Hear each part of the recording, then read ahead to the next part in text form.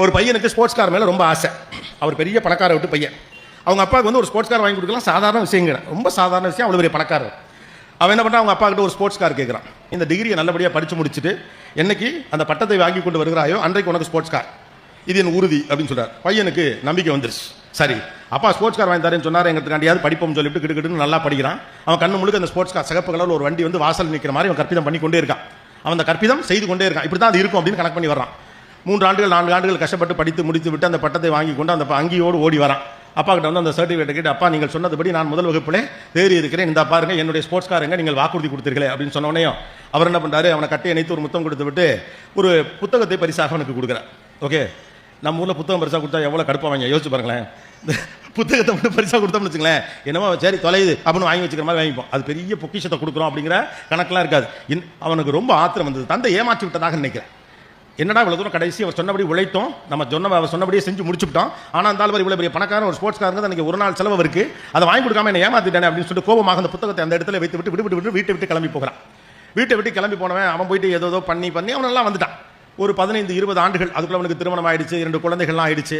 ஒரு நாள் அப்படியே அனாமதேயமாக வீட்டிலே அமர்ந்திருக்கிற போது அவனுடைய பிள்ளை மடியில் ஏறி விளையாடுகிற போது அவனுடைய அப்பாவின் எண்ணம் ரொம்ப வந்து மனசில் உறுத்து.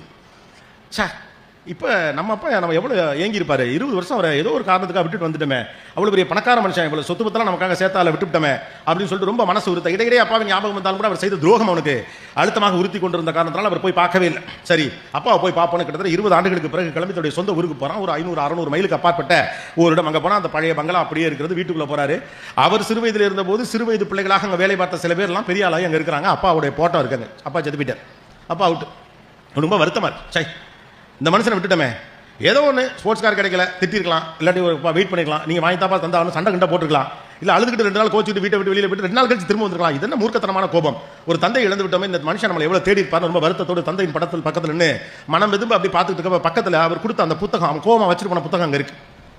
அந்த புத்தகத்தை எடுத்து அப்படியே புரட்டிக்கிட்டே தந்தை நினைவுகளோடு பார்த்துக்கிட்டே இருக்கான். அப்படியே புரட்டுறான் அப்படியே புத்தகத்தை வரப்ப கடைசி பக்கத்தில் பார்த்தா அவர் அந்த ஸ்போர்ட்ஸ் கார் வாங்கினதுடைய பில்லு அதில் இருக்கு.